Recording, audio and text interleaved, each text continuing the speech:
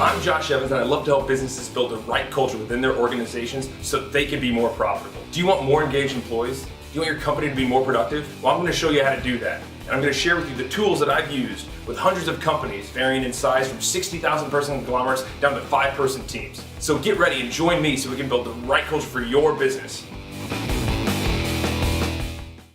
Hi, I'm Josh Evans. Welcome back to my show. I'm here to help you make your organization have a phenomenal culture. So, today, what I'm going to be talking about, if you're ready, I don't care if you're not ready, get ready. Or pause it until you're ready and then be ready.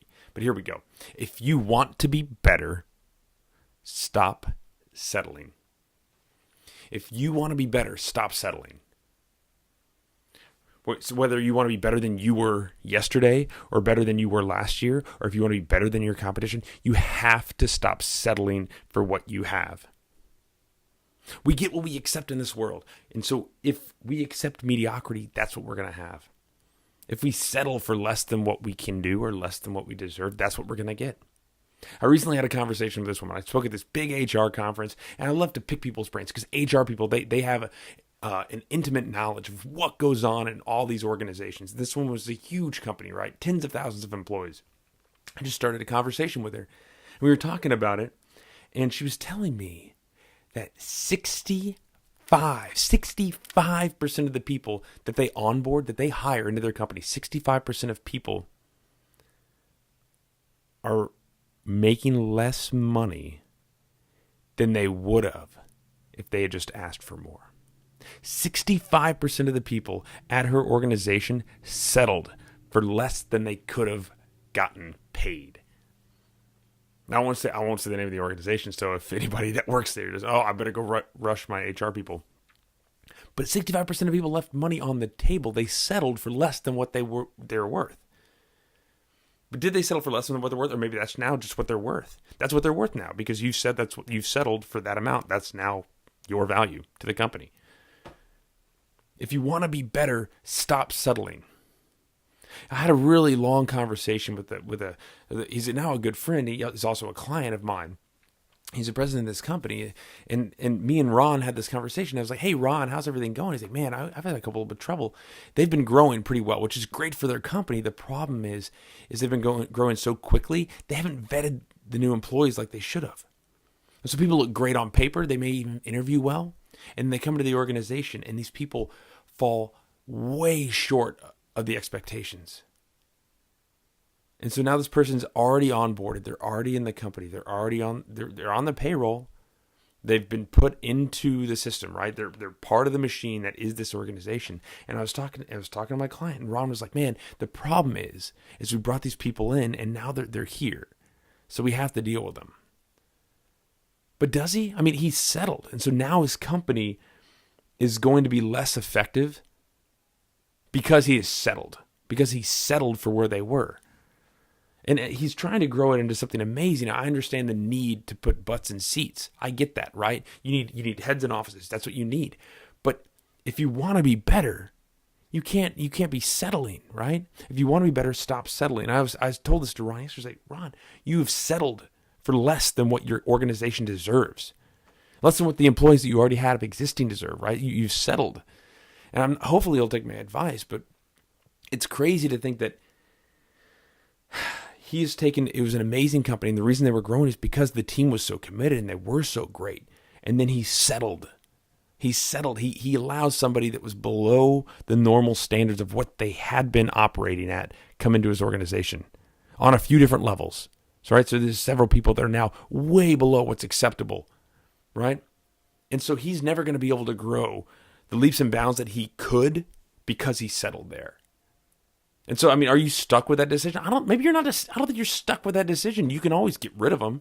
I mean, and it's hard to admit that as a leader that you made a bad decision.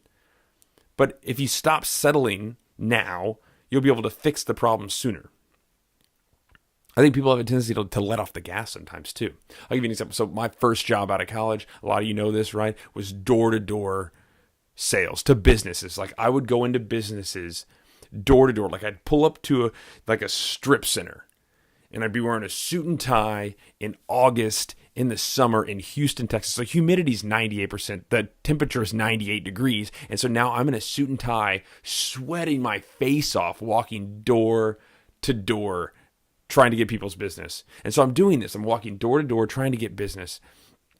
And my goal was to get 2 deals a day. If I get 2 people to sign up with me a day, right? That was a good living for me, right? I was able to make a living off of that. And here's what I found myself doing. And I think all of us have a tendency to do this, right?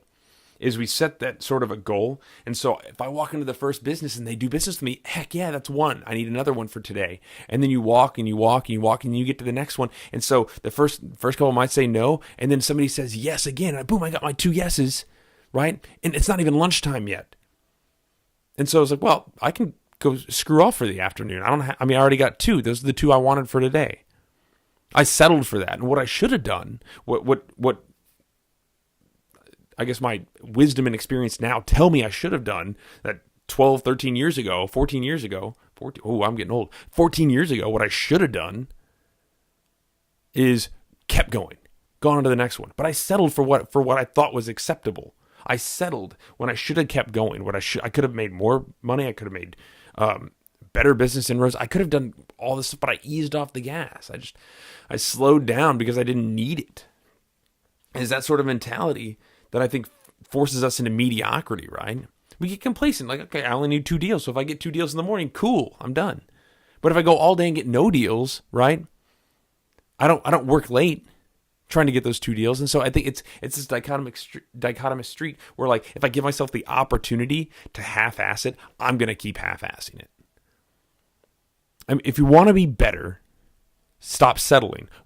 If you want to be better than yourself, if you want to be better than the people you work with or your competition, if you want to be better, stop settling.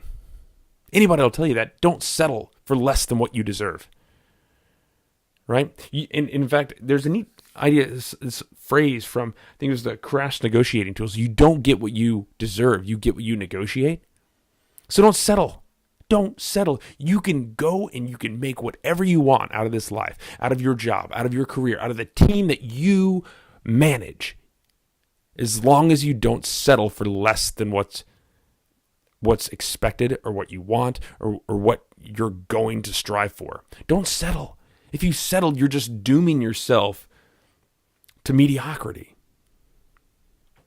So, if you want to know how can you switch your mind in these moments to remember not to settle, right? To strive for more, right? For this excellence piece, right? First, don't hold anything back.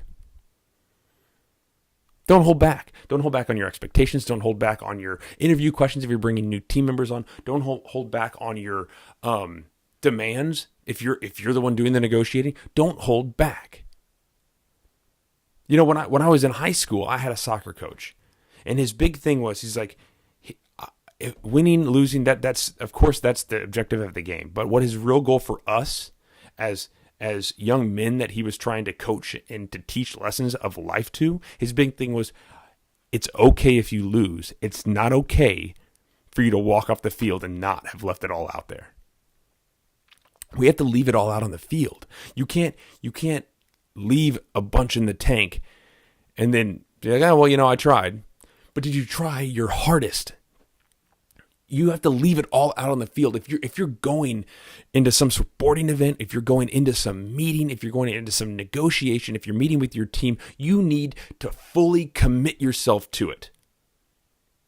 Don't leave anything left in the tank. Run yourself dry trying to get what you're trying to achieve. If you want to be better, don't settle. Next thing, always go one step further. Go one step further than you think you need to.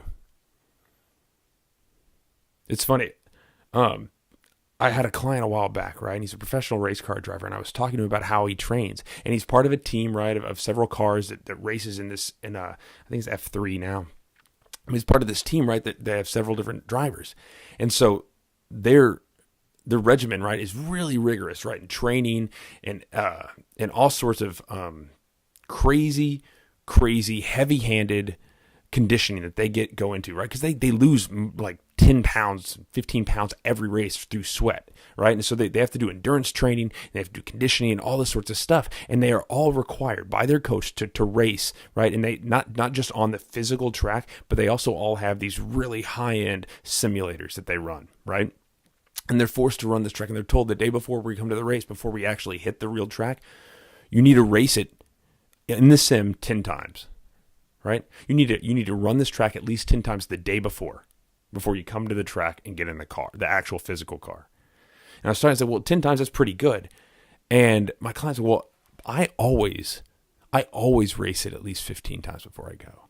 It's like, oh, just because you want to get to know. It's like, no, because then I know I have at least 50% better understanding stepping onto the track than everybody else I'm racing with.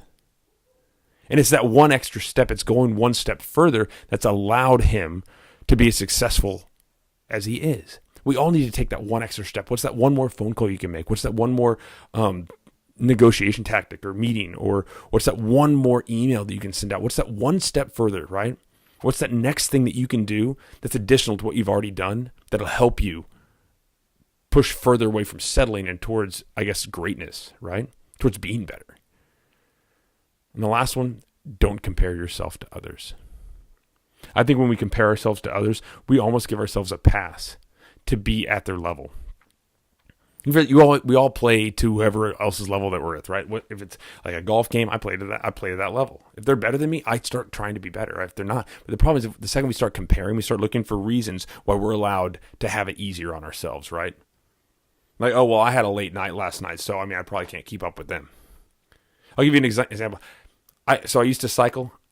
I'm going to be honest. I'm sorry for all you people that love cycling. I don't actually like it that much. But my whole family cycles. My wife cycles. So I was cycling for a while. And I would remember, I would go on rides with family members, and certain family members, they wouldn't push me at all. And it was very easy.